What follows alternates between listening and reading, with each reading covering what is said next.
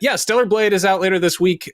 We have a review up on IGN.com and the various IGN tendrils. Mitchell, you enjoyed this game. You gave it a 7 out of 10, which means you thought it was good. You enjoyed a lot of it. You had some criticisms of it, but for the most part, it sounds like it is a damn fun action game. Tell us about it.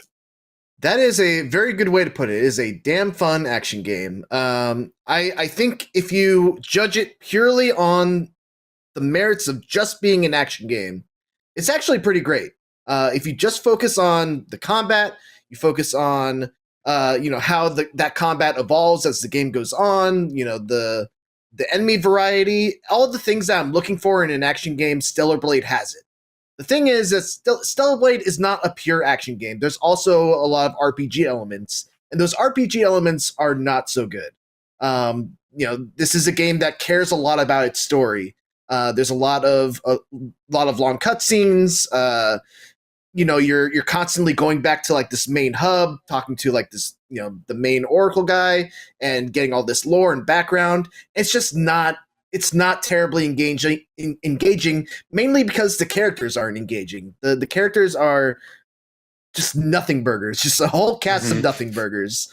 It's kind of a bummer because there's definitely some. There's some near vibes to this game. And I think if you compare the two of them side by side, you could see just how good Yoko Taro is at tackling very similar kind of themes in his games. But yeah, I think ultimately what I want people to know is that 7 means good. I did enjoy this game. It is not, I would still recommend this game to anyone who likes action games, anyone who likes the style of game. I had some pretty substantial issues with it, and I think the issues are pretty obvious. I think it really shines in the fundamentals. It really takes what made Sekiro good in terms of like it's a very defensive focused kind of action game where you have to really pay attention to what the enemies are doing, and you actually have to really learn their attack patterns because you basically have to parry so many hits of their long ass combos in order to find yourself an opportunity to counterattack.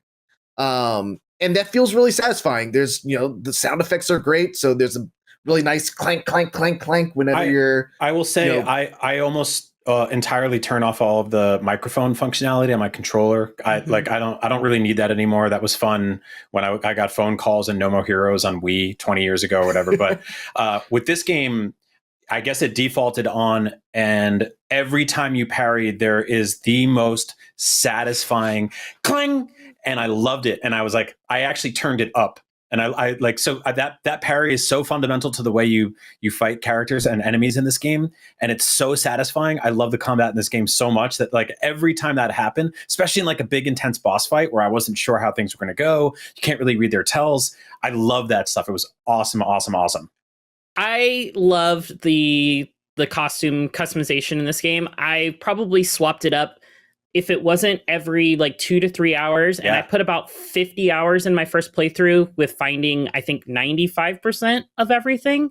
I found myself changing every 3 to 4 hours for 2, 3, 4 hours, or between like major story beats. So like every story beat, like my character looked completely different. And honestly, I think the outfits that like we got to see in trailers and teasers and previews, I think they're her worst outfits compared to like the bunch of the ones you get later. Like, yes, they're very shiny and they're very, kind of revealing and stuff like that, but I think they're her worst outfits personally. I'm very excited to see what other outfits other people kind of gravitate towards. There's also a pretty dumb one that we all loved on staff. We're really hoping that Mitchell's review would have just been all of that one, because it would have just been hilarious. I don't want to spoil it at all, but I will say it is the opposite of revealing.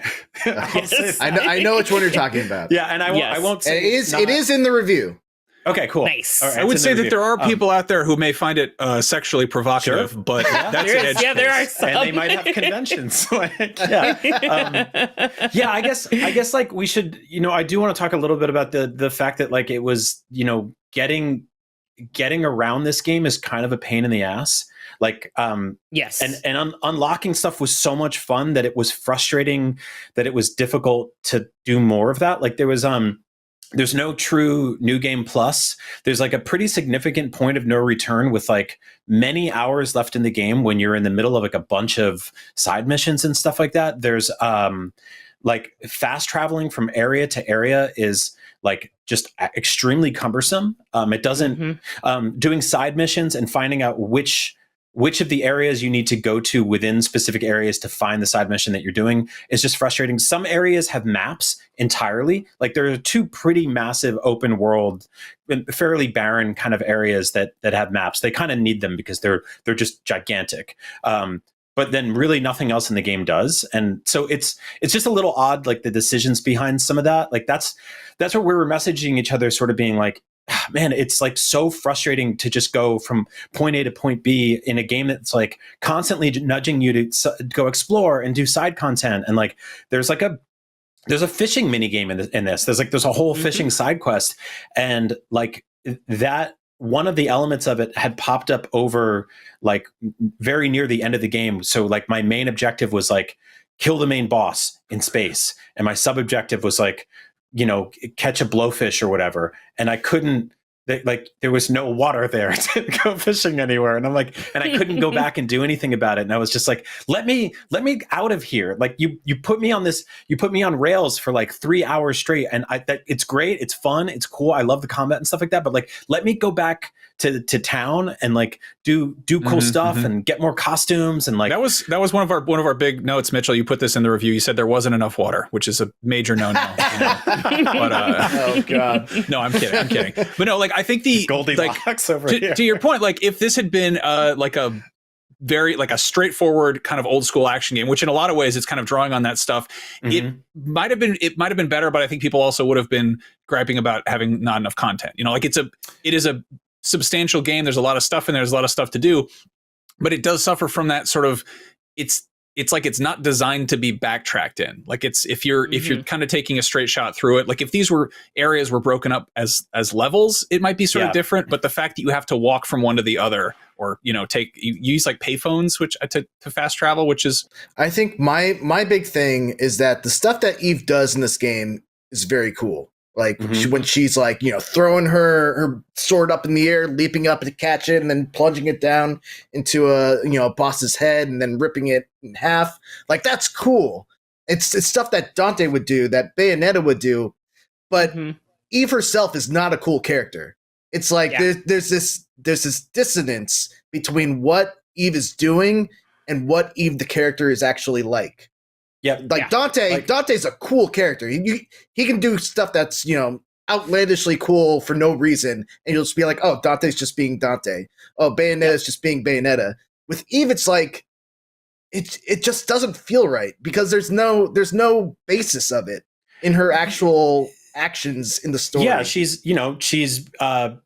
beautiful and stylish as hell, and it's so much fun to control her and run around and do stuff. But like, there's not a lot of depth in terms of like character there outside of like just a weapon for combat, which functions as is, right? Like it totally works and it's totally fine. It's totally fine in combat sequences. But every time you're like, oh, there's a story here. Like at one point I unlocked bunny ears for my drone, right? And your drone is your thing that flies around the whole game, which you can then attach to your arm. And it's like there's glimpses, right? Like the light peeks through a little bit in terms of like charm and personality in building all that out. That's the kind of stuff I want them to go harder on in the sequel. I want them to get a little crazier with it, a little sillier with it, give her a little more depth of personality and more like cool stuff to say and do, like catchphrases, like stuff that just sort of like helps build out some of the most iconic video game characters out there. Because I think like looks wise, style wise, she's there. She's already there. No, this is a gorgeous, well presented, very polished, fun to play game, and it's I think a strong start if this becomes a franchise. We're about at time here, but I want to kind of get everyone's final thoughts on Stellar Blade. Jada? Yeah, I mean, I think it's a fantastic action game. Anytime you're in the action, it's enjoyable as all hell.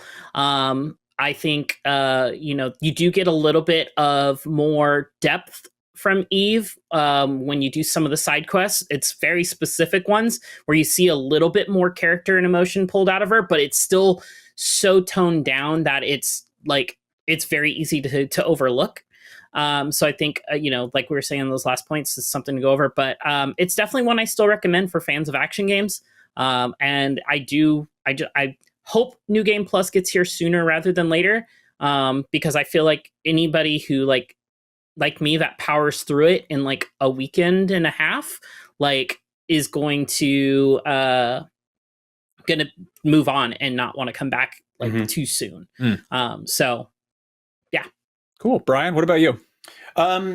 So I would say if you're all in on this game, buy it at launch and enjoy it. I think the experience is occasionally frustrating, but so much of it is worth playing right now. If you're on the fence, wait a little bit to see if it gets a couple of quality of life patches or just a couple of little tweaks here and there, because it's there's a lot of things like we talked about today that are just almost there or just not there enough that could easily be fixed with a couple of flipping of the switches. And so maybe wait and see on that. But yeah, if you want a really, really awesome action game right now and you're okay with putting up with the rest, then yeah, play this game. Nice. And now, Mitchell, you've got a whole review putting your thoughts down there, but is there anything else you want to add? No, I think we pretty much covered it. I kind of gave my general overview thoughts at the top, and then Jada and Brian kind of filled it out just now. But yeah, I just want to emphasize 7 means that it's good. It is a good score. Good game. It says it right on the verdict screen. So put down the torches and the pitchforks. It's a nice thing to say about a game. If someone says have a good day, they're not mugging you. Don't try to kill them. Anyway, I had a good time with all of you today. Me too. It wasn't great. How dare you? Oh, Max? wow. Okay. How dare 7 you? out of 10 time out. Well, I have to say good day to all of you. We got to wrap this up. Thank you all for joining me. Mitchell, thank you so much for powering through not just a difficult action game, but also a rough night's sleep as a dad of a young child. And thank you for joining us. I really appreciate it.